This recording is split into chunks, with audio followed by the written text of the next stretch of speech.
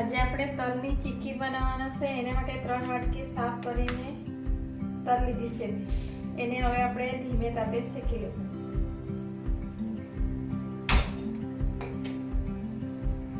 હવે ધીમે તાપે આપણે શેકી લેવાના.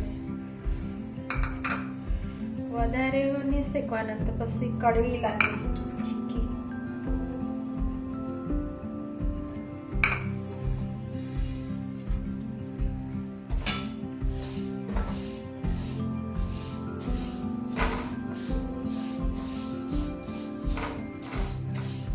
ધીમે તાપે હવે આપણે તલ શેકાઈ જવાનું છે. મારા હાથ પગ ગદા ને બહુ દુખતું છે શિયાળામાં.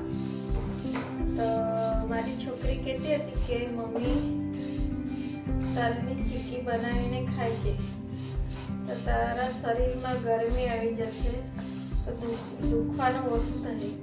શિયાળામાં તલ ખાવાથી શરીર દુખે નહીં, ઓછું દુખે એમ. કેટલી બહુ ઠંડી પડે તો શિયાળામાં આવું બધું બનાવીને ખાવાનું તલનું. અને તલ તો આપણે કંઈ હાથ પગ દુખે એના તેલથી આપણે માલિશ ન કરીએ તલને તેલથી તો દુખાવા આપણા ઓછો થઈ જાય.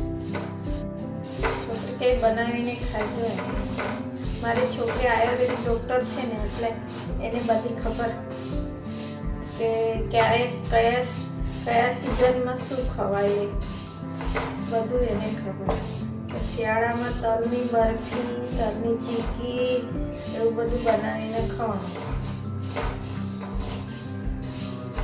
તો સારું પડે. આપણને શરીરમાં તાકાત જેવી રહી, ગરમી રહી, ઠંડક વધારે નહીં રહે. હવે આપણી તલ શેકાઈ ગઈ છે. એને આપણે થોડું ઠંડુ કરવા મૂકવું. પછી અડધી તલ મેં મિક્સરમાં ક્રશ કરી લેવા અને અડધી રહેવા દેવા. પછી આપણે ચીક્કી બનાવશું. હવે ગેસ બંધ કરી દે અને તલને ઠંડુ થવા દે થોડી વાર. હવે આપણે ગોળને નાના નાના કરી લઈએ. પછી પીગળવાનું જલ્દી પીગળી જાય.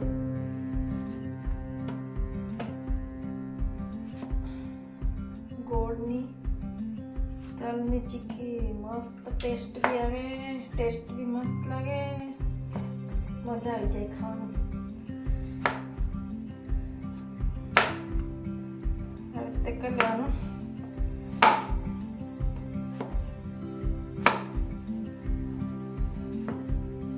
આવી રીતે થઈ ગયું. આના 250 ગ્રામ છે.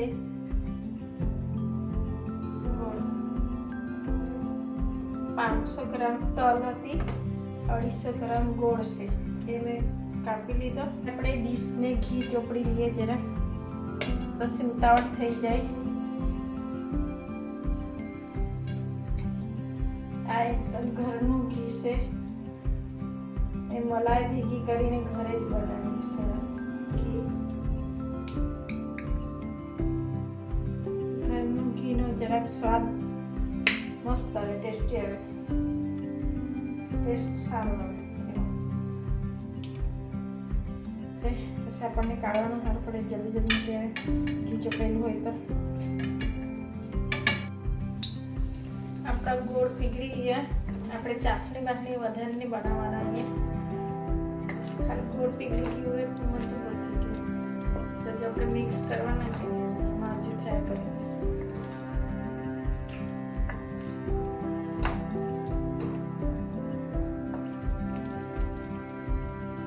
થઈ ગયું. ગોળ ને ઘી બરાબર મિક્સ થઈ ગયું. આ મેં 1.5 વાટકી ક્રશ કરી લીધું અને આ 1.5 વાટકી આમાં નાખી દઈએ. એમ જ 1.5 વાટકી કરતાં ઓછું જરાક ઉપરથી ભભરાવાનું રાખી દીધું. 1.5 વાટકી બેઠી ક્રશ કરી લીધું છે.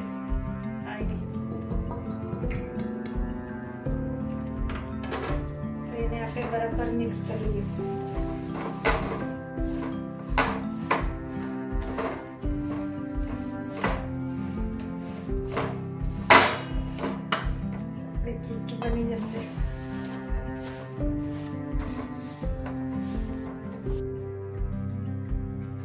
તે બરાબર મિક્સ કરી દેવાનું. છોકરા, મોટા માણસ, છોકરા નાના, એ દાદા દાદી બધા જ ખાઈ શકે. મસ્ત, બધા લોકોને કામ આવી જાય ખાવાનું. હવે આપણે એમાં અડધી ચમચી જેટલી એલચીના પાવડર નાખી દઈએ. એના પણ બહુ મસ્ત ટેસ્ટ આવે. એલચીનો ખાવાનું મને જ થયા કરે આનાથી, અને મને એલચીનો ટેસ્ટ બહુ ગમે. એને બી આપણે બરાબર મિક્સ કરી લઈએ.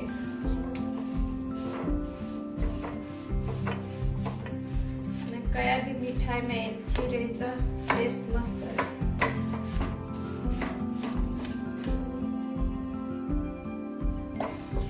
તમારે ગોળ વધારે નાખવાનો હોય તો 500 ગ્રામમાં 300 ગ્રામ 400 ગ્રામ બી તમે લોકો નાખી શકો છો.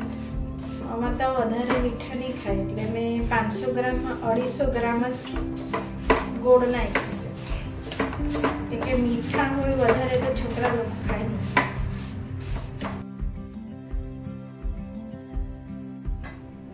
આપણું થઈ ગયું 10 મિનિટમાં તો બની જાય ચીક્કી. ગેસ બંધ કરી દીધું. હવે આપણે આમાં ફેડી લઈએ.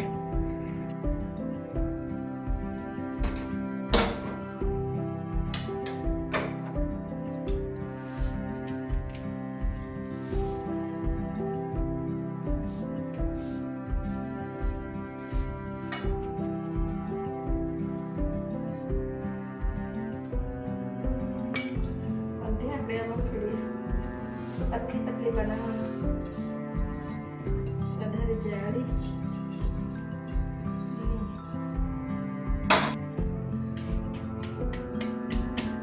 આ રીતે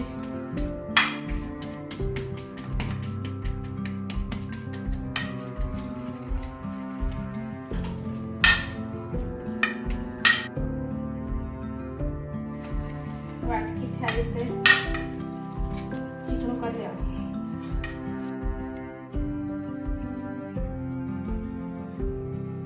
હવે આપણે એને ચીરી પાડી લઈએ. બસ ચીરી નહીં પડે, સુકાઈ જાય તો.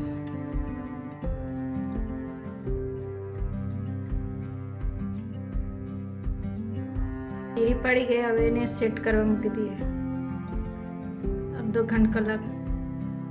હવે આપણે ચીકીને કાઢી લઈએ.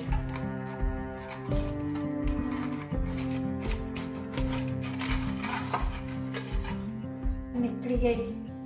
હવે આપણે કટકા પાડી લઈએ.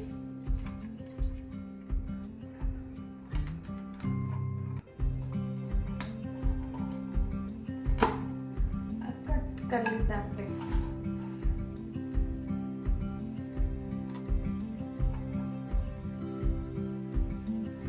આ ચીક્કી બની ગઈ. તમને આ મારો વિડીયો ગમે તો સબસ્ક્રાઈબ કરજો, લાઈક કરજો. તમે હું બનાવીને ખાઈજો. બહુ ટેસ્ટી લાગે.